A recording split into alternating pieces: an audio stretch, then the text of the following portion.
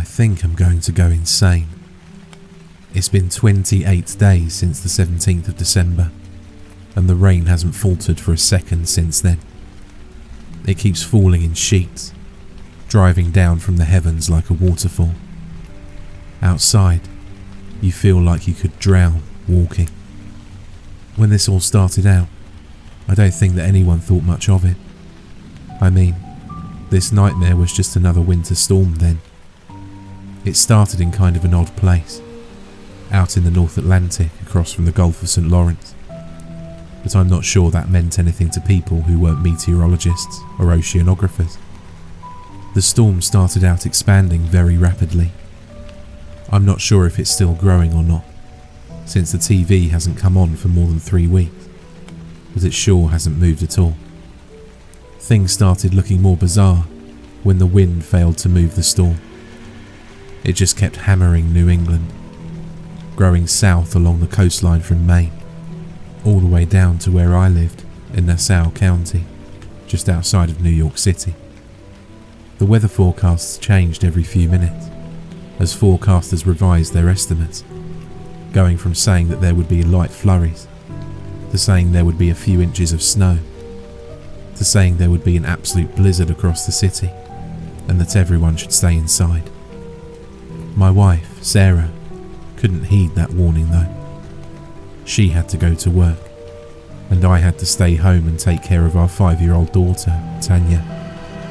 When my wife walked outside that morning, I promised her I would keep Tanya safe. Watching Sarah pull out of the driveway in her car, I had no idea that would be the last time I would ever see her. As the day wore on, the weather took a turn for the worse. It looked like the weather forecasters were right, predicting one of the worst storms New York had seen in over a century. It amazed me when the power stayed on late into the night, but I wasn't complaining. You never know exactly how bad a blackout really is until you go through one with a 5-year-old who's still terrified of the dark. Not that I can say I'm not scared of the dark anymore, myself. The last time we saw the cheerful, smiling forecasters on the Weather Channel, they were saying that the storm had expanded south into New Jersey, and we could receive 2 feet of snow during the night. It was at about 6:23 p.m, I think. Less than a minute later, the Weather Channel cut off, and every program on the television changed to a warning, telling everyone to get out of New York City, along whatever bridge they could take, and avoid Manhattan Island. I tried to reach the company where Sarah worked on my phone, but the lines were down.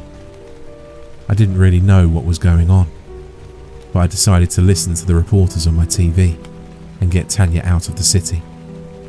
I struggled with the idea that I shouldn't just desert Sarah, who worked in Manhattan, but when I got outside, I realised I couldn't possibly risk going there. To the south, across the horizon, the dark clouds of night were painted red with flames. The traffic was horrible, but not as bad as you might think. A lot of people were reluctant to leave. They all seemed to be in shock. I drove my Cadillac along the roads through Nassau and Queens, seeing a lot of people standing by the roadside, watching the shadow of the flames flickering against the sky, but running into far fewer actually driving along the road. Some of the people were slowly making their way by foot out of the city, and as time went on, the traffic congestion got a bit worse. But amazingly, I was able to get myself and Tanya out of New York before it became so bad I couldn't drive at all. I still remember looking across the harbour on the road from Queens to the mainland and seeing Manhattan Island burning.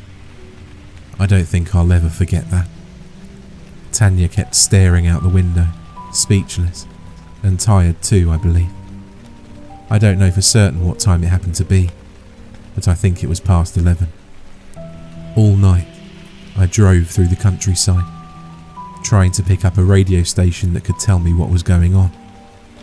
There was nothing anywhere though, except news of the mandatory evacuation of New York. It seemed odd to me that I'd seen very few police officers and no military officials anywhere, Now, looking back, I think they were probably all either elsewhere or dead. The next day, things were worse. The weather started getting warmer, and the snow turned to rain. Piles of snow by the roadside were melting, and the blacktop was covered with water and mud. The clouds kept getting darker as the day went on, and we ran into more and more traffic, coming from places all along coastal New England. The radio evacuation order was going out then to everyone from Massachusetts south to New Jersey. By the time night fell, it was pretty hard to tell night from day. Tanya started asking me where her mother was, and I had to lie to her and tell her that Sarah was okay. Really, I was lying to myself too. I thought that maybe she was somewhere along the highway right now, safely in her car. I have no doubts now that she was already dead. We eventually had to pull off of the road and go to sleep in our car. There were some strange sounds in the night around us, and my daughter kept waking up, scared that the monster she believed had been living under her bed in Nassau was there with us, living under the car. I told her it was all just her imagination, but I couldn't help hearing the scratching on the undercarriage, or the occasional low purr coming from somewhere further out in the night. When morning came, everything seemed well again. That is, until I got moving. I wanted to believe that the sounds I'd heard the night before, and the ever-present sense of something out there in the night, had all been figments of my imagination. But what I saw along the roadside shook that pleasant notion from my head. Everywhere, there were cars still sitting on the roadside, their windows broken out, and their doors sometimes torn off their hinges. In front of some, deep trails led through the melting snow into the distance. There was no way I was going to stay out in the car that night. Instead, I chose to find a house along the road which looked empty, and, well, I broke in. To be more accurate, I knocked on the door and it creaked open on its own. No one was inside, so I decided that I and Tanya could stay there for the night. The door locked safely and securely behind us, and we seemed to be safe. We've been in that house ever since. At first, we stayed in the upper part of the house, but as the nights and the days grew together into one dark, pitch-black blur, we decided the basement was probably safer. Just in time, too. Soon after we went down to the basement, I heard something break down the front door and crash around in the upper part of the building, toppling tables and knocking over the television. Time passed slowly, eternally dragging on.